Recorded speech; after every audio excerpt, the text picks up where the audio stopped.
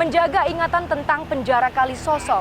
Dulu pada masa kolonialisme, siapapun yang melakukan pelanggaran ditahan di sini, baik orang-orang Eropa maupun Bumi Putra. Bahkan beberapa tokoh bangsa pernah ditahan di sini, seperti Hos Cokro Aminoto, W.R. Supratman, dan Kiai Haji Mas Mansur karena melakukan perlawanan terhadap pemerintah Belanda.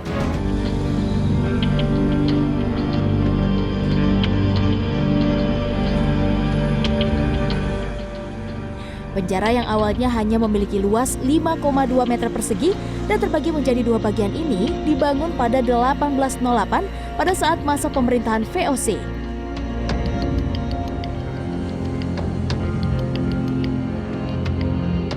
Pada zamannya, penjara yang akrab disebut Binnenbosch oleh orang Belanda atau penjara dalam kota ternyata merupakan tempat yang nyaman bagi para tahanannya, khususnya bagi para napi yang berasal dari Indonesia. Ida Pfeiffer itu menuliskan bahwa penjara Kalisosok ini adalah penjara yang nyaman. Dia bilang begitu. Karena apa? Fasilitas makannya itu memang makanan yang tergolong tidak pernah dinikmati oleh masyarakat Bumi Putra. Meski banyak cerita soal kisah perjuangan negeri ini, namun status kepemilikan Kalisosok nyatanya kini tak lagi milik negeri. Pada awal 2000-an, Kementerian Kehakiman dengan pihak swasta melakukan tukar guling untuk membangun penjara yang lebih besar dengan hasil pihak pemerintah mendapatkan lahan tanah di Kecamatan Porong, Sidoarjo. Namun sayangnya, meski sudah ditetapkan sebagai cagar budaya, kondisi bangunan ini terbilang tidak terawat. Milik ada di Jakarta dan penjara itu hanya diserahkan kepada seorang pengawas kalau tidak salah, dan itu penjara itu kemudian relatif tertutup, bahkan misalnya pihak pemerintah kota pun kalau ingin ke sana juga agak kesulitan. Itu yang menyebabkan pantauan terhadap bangunan itu juga menjadi lebih sulit.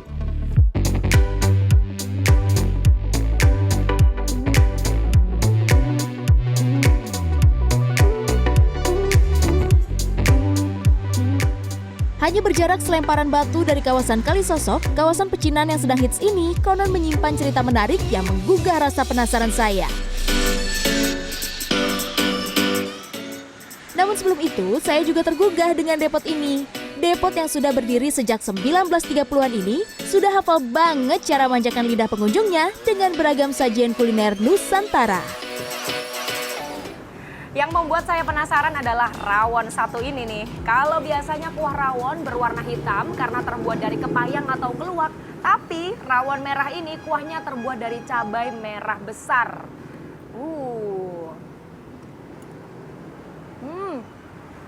Unik. Rasanya gurih, ada manisnya, ada sedikit pedasnya. Kemudian ini yang jarang dijumpai adalah sate sumsum tulang belakang sapi. Lembut, bumbunya manis karena ini campuran dari kacang sama kemiri. Semuanya mantap, dan kalau makan di sini bukan hanya sekedar makan, karena juga bisa mengulik tentang sejarah kawasan ini.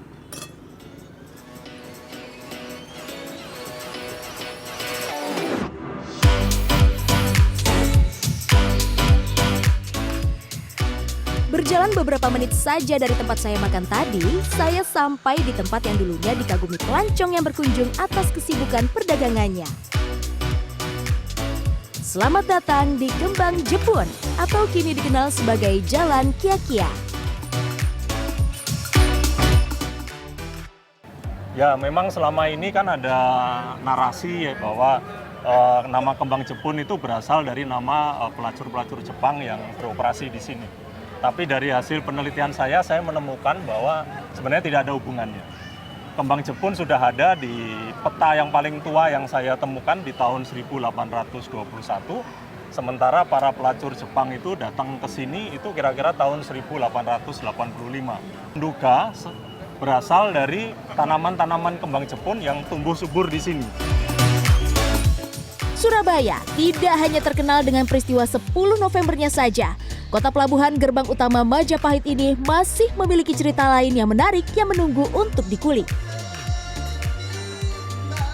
Kanzata Marindora, Aga Dipa, Surabaya, Jawa Timur.